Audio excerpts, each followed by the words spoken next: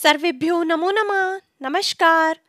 स्वागत है आपका सरल संस्कृत सुगम संस्कृत में और मैं हूं प्रतिभा दीक्षित। इस वीडियो में हम व्याकरण विधि पुस्तक के छठे अध्याय उपसर्ग के विषय में अध्ययन करेंगे। तो एनसीईआरटी में जो पुस्तक चलती है व्याकरण की 9th और 10th क्लास में, उसमें ये छठा अध्याय है उपसर्ग से संबंधित। तो इसको हम देखने वाले हैं।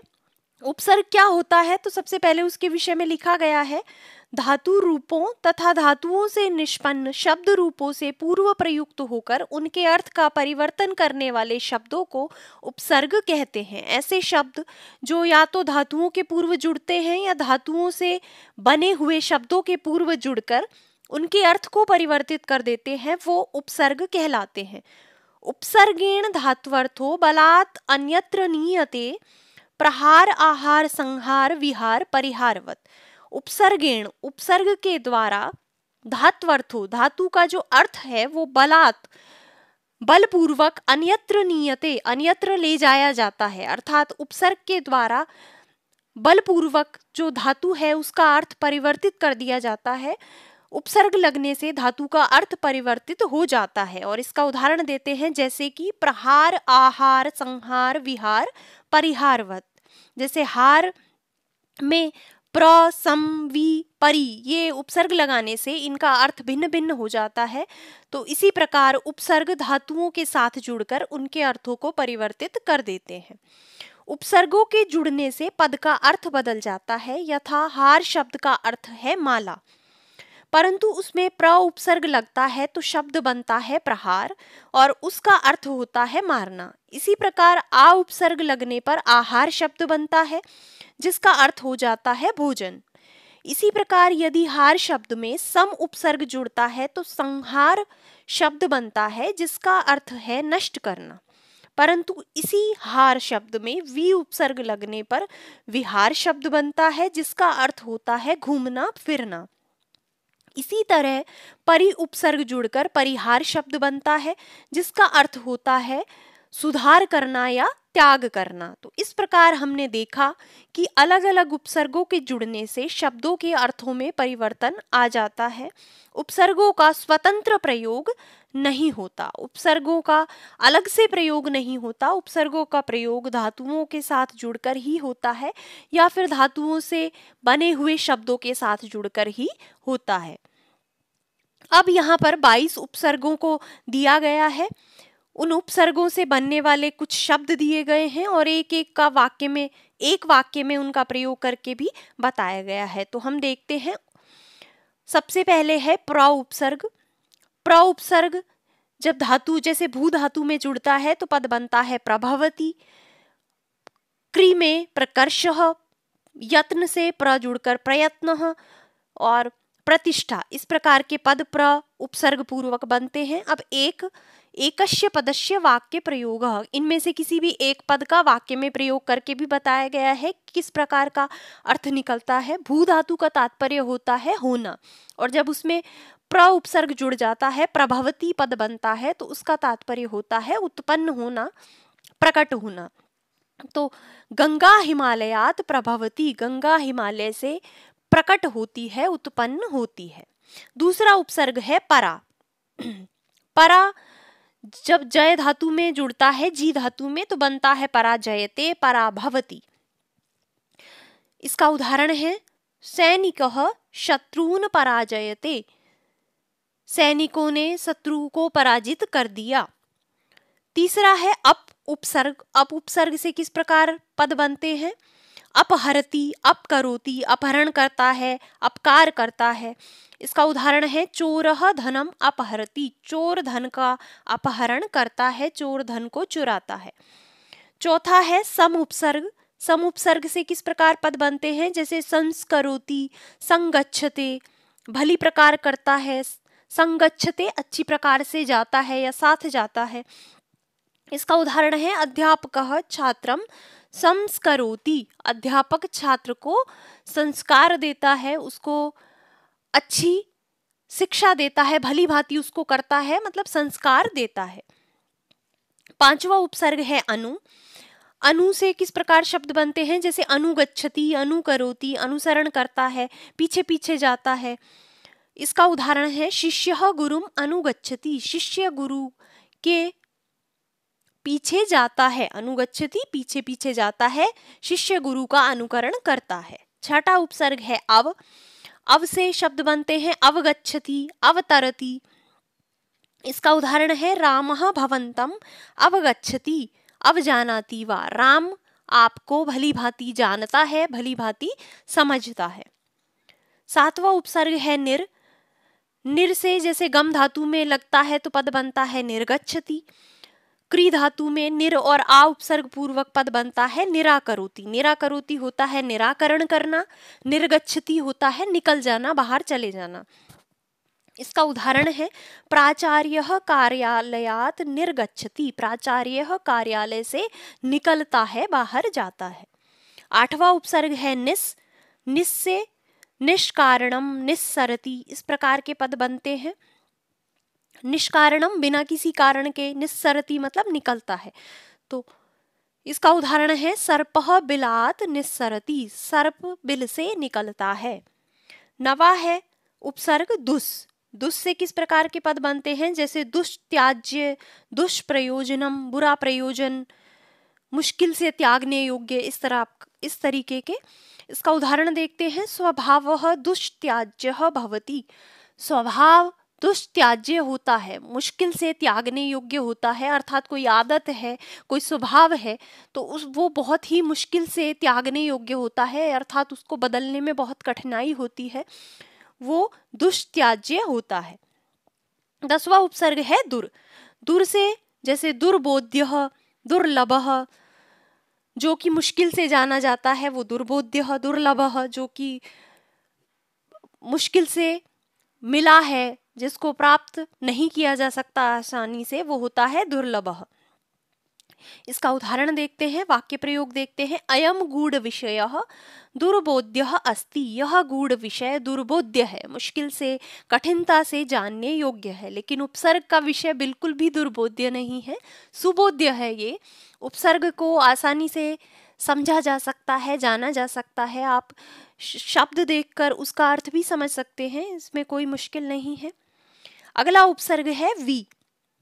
वी से जैसे जी धातु में जब जुड़ता है तो पद बनता है विजयते।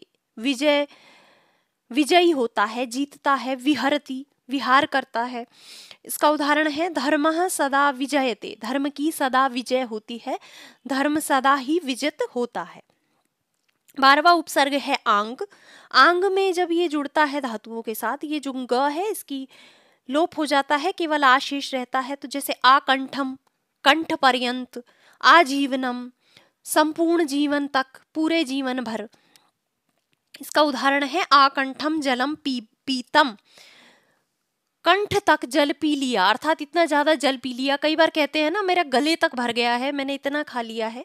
तो आकंठम जलम पीतम, आकंठ जल पी लिया।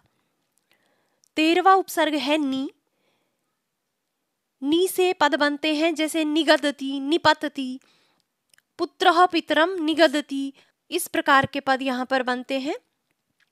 14वां है अधि। तो अधि से जैसे अधिराजते, अधिशेते, सोता है, इसमें अधि से अधिकता दिखाई जाती है, आधिक्य दिखाया जाता है। जैसे विद्वान सर्वत्र अधिराजते, विद्वान सभी जगह राज करता है। अधिराज का मतलब उसके आधिक्य दिखाया जा रहा है। जो विद्वान होता है वो सभी जगह अधिराजित होता है, राज करता है। 15वां उपसर्ग है अति। तो अतिवादः, अत्याचारः, अति में अत्यधिकता का भाव जहां पर हो वो अर्थ देता है अति उपसर्ग। तो अतिवादो न कर्तव्यः, अत्यधिक वाद नहीं करना चाहिए। 16वां उपसर्ग है सु। सु का मतलब अच्छा भी होता है, सुशोभित भी होता है। तो सु से जैसे सुपुत्रेण सुशोभते। इसका उदाहरण है उद्याने पुष्पाणि सुशोभन्ते, उद्यान में पुष्प सुशोभित होते हैं। 17वां उपसर्ग है उत। उत से पद बनते हैं जैसे उड्डयते, उत्पतितः। तो पक्षिणः आकाशे उड्डयन्ते, पक्षी आकाश में उड़ते हैं। 18वां उपसर्ग है अभि। अभी से किस प्रकार के पद बनते हैं, जैसे अभिगच्छति, अभ्यागतः। अभ्यागतः सर्वै सदा पूजनीय। अभ्यागत जो होता है वो सभी के द्वारा सदैव पूजनीय होता है। 19वां उपसर्ग है प्रति। प्रत्युपकारः प्रति अवदत्, तो विपरीत, एक प्रकार से विपरीत अर्थ देने वाला प्रति उपसर्ग होता है। तो उपकार में जब प्रति उपसर्ग जुड़ता है तो पद बनता है प्रत्युपकारः, अर्थात पलटकर किसी का उपकार करना, जिसने आपका उपकार कर दिया है उसका उपकार करना, वो कहलाता है प्रत्युपकारः। प्रति अवदत् भी वही होता है, आपसे किसी ने बोला और आपने उसका उत्तर दिया, इसी प्रकार जैसे प्रत्युत्तरः। तो यहाँ पर उदाहरण है पुत्री मातरम प्रत्यवदत्। पुत्री ने माता को प्रत्यवदत् उलटकर कहा, अर्थात माता ने उससे कुछ पूछा और फिर पुत्री ने उसका जवाब दिया। 20वां उपसर्ग है परि। तो परि छोड़ने अर्थ में होता है, और भी अर्थों में होता है। तो इसके उदाहरण हैं जैसे परित्यजामि, छोड़ देता हूँ, परिवर्तनम, परिवर्तन, अहम दुष्टम परित्यजामि, मैं दुष्ट को छोड़ता हूँ, परित्याग करता हूँ। और 21वां उपसर्ग है उप। उप से किस प्रकार, उप समीप अर्थ में होता है।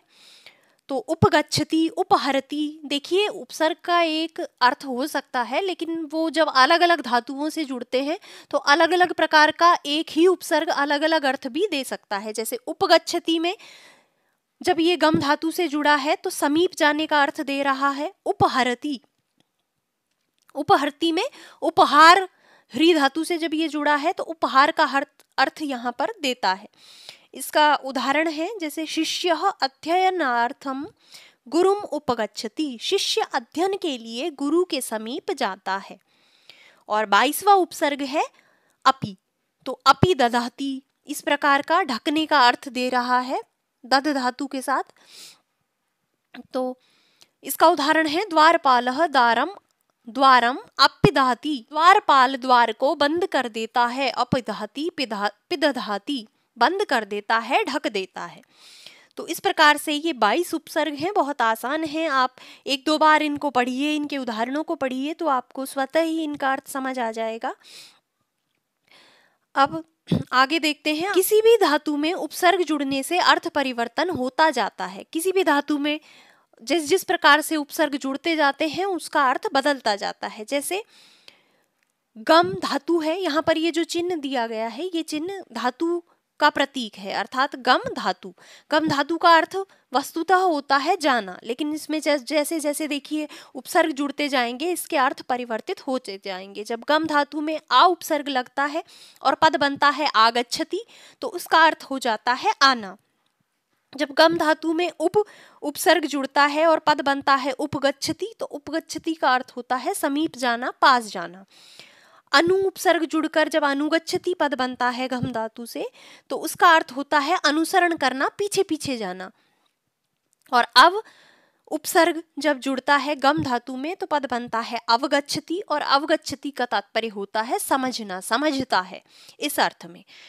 तो यहाँ हमें यह भी ध्यान रखना आवश्यक है कि जब हमें किसी उपसर्ग युक्त धातु का वाक्य में प्रयोग करने की आवश्यकता पड़ती है तब धातु रूप के सामान्य प्रयोग में ही पद निर्माण करने के पश्चात निर्मित पद में उपसर्ग को संधि नियमों के अनुसार जोड़ना चाहिए।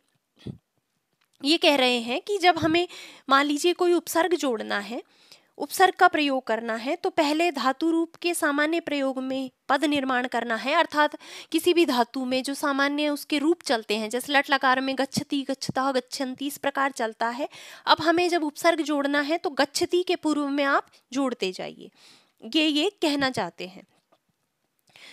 उदाहरण देखिए, जैसे लकार है लट लकार, गम धातु है तो धातु रूप पहले हम बना लेंगे गच्छति, अब उसमें उपसर्ग जोड़ देंगे तो अनुगच्छति, उपगच्छति, अवगच्छति, इस प्रकार से जोड़ देंगे। दूसरा है जैसे लृट लकार में गम धातु से पद बनता है गमिष्यति, अब जब हम इसमें उपसर्ग जोड़ेंगे अनुगमिष्यति, इस तरह से। जैसे लंग लकार में गम धातु का रूप बनता है अगच्छत और फिर उसमें हम उपसर्ग जोड़ेंगे अनु प्लस अगच्छत, तो उ के पश्चात अ आने से उ के स्थान पर व आदेश हो जाएगा और पद बनेगा यहाँ पर अनवगच्छत। तो ये कहना चाहते हैं। इससे आप क्या है, देखिए मुख्यतः यहाँ पर जो परेशानी होती है वो लंग लकार में होती है, क्योंकि लट रिट इत्यादि में तो सामान्य ही रूप बनते हैं, लेकिन लंग में अ पहले जुड़कर रूप बनते हैं। तो हमें क्या करना है, पहले लंग लकार का रूप उसका देखना है क्या बनता है, और फिर उसके बाद उसमें उपसर्ग जोड़ना है। तो जैसे हम अगच्छत में जोड़ेंगे तो अनु प्लस अगच्छत करेंगे, तो ये जो उ और अ हैं ये इनमें संधि कार्य हो जाएगा, उ के स्थान पर व हो जाएगा और यहाँ पर पद बन जाएगा अन्वगच्छत। तो अगर आपसे पूछा जाए अन्वगच्छत में कौन सा उपसर्ग है, तो उपसर्ग तो हो जाएगा अनु और मूल पद हो जाएगा यहाँ पर अगच्छत, और इसमें यण संधि होकर अन्वगच्छत पद बनेगा। लोट लकार में जैसे इसके रूप चलते हैं गम धातु के गच्छतु, तो इसमें जब हम अनु जोड़ेंगे तो पद बनेगा अनुगच्छतु। और विधिलिंग में बनते हैं गच्छेत गच्छेताम गच्छेयु, तो इसमें जब हम उपसर्ग जोड़ेंगे तो बनेगा अनुगच्छेत।